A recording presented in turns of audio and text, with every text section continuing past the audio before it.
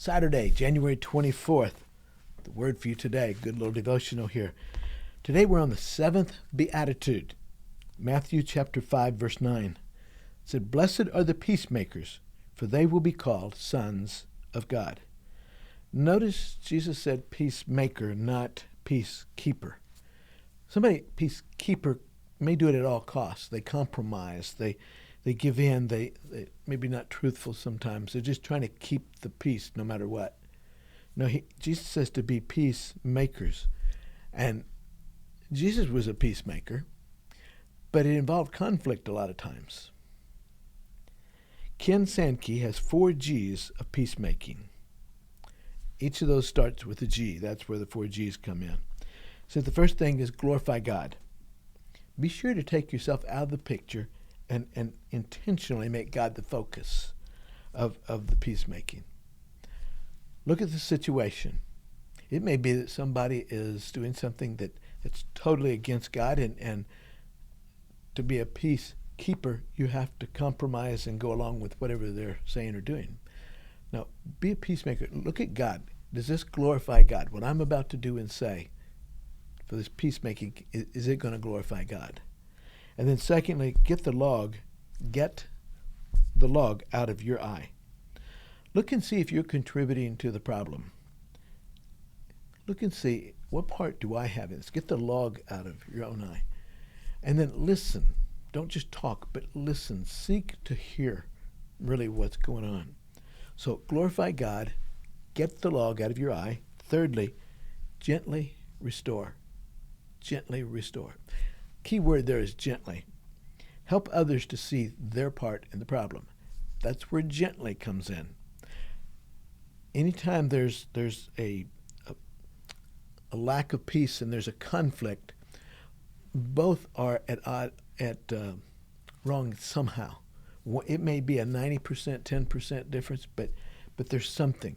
And help each person see their part in the problem. And you have to do that gently, because nobody likes to be told what they're doing. You know, constructive criticism is still what? Still criticism. Be genuinely concerned for that other person.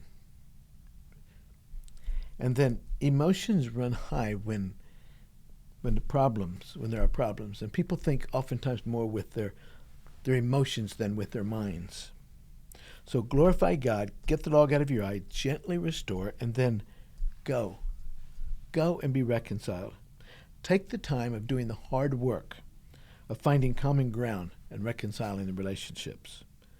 Don't be afraid of conflict, but also don't escalate the problem.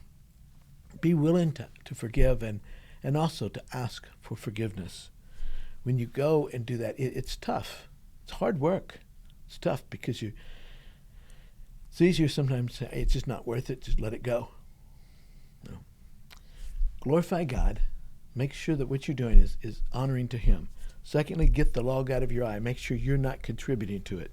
Gently restore. There's going to be emotions involved.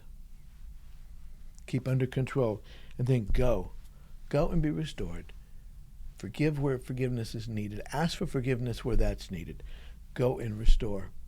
It's kind of like this man, his last name is Brown, and Smith and Jones were 2 men, and they were constantly at battle. They were so angry with one of them. He called him Mr. Smith. Mr. Brown called him Mr. Smith one time and said, "What do you think of old Jones over here?" He says, "He's the meanest crank in the neighborhood." "But," said Brown, you have to admit he's very kind to his family."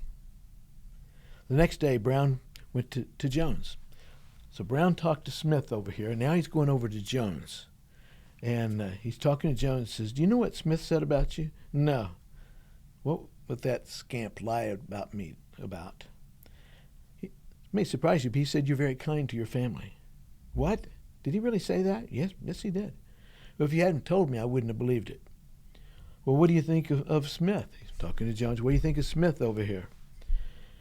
"Truthfully, I think he's a low-down scallywag, but you have to admit he's very honest in business." So Brown then goes over to Smith and says, "You know what Jones said about you?" Yeah, I can only imagine that guy said about me. He said that you are very honest in your business dealings and can always trust you in business. He said that? He really did? He goes, yeah. So Brown, the peacemaker here, goes to one of them and he finds something good about the other one and then repeats it back and forth. And next thing you know, he said, they see each other and they start off just nodding to each other. Next thing you know, they're shaking hands. Next time you know, peacemaker. Blessed be the peacemakers, for they will be called sons of God. Why should we go about the hard work of peacemaking? Because it is hard work. Because we will be called sons of God. There's not many things that a man can say about a boy or someone than calling him my son, whether he's the biological father or not. But when you say my son, and when a father says that to his son, he says it with great emotion and pride. And when a man says that about a son who's not his biological child, he says it with great emotion and with pride. Think what it does for that boy. Why should we do the hard work of peacemaking? Because we will be called the sons of God. Is it worth it? Oh yeah, it's definitely worth it. Hope you have a good day and hope to see you in church tomorrow.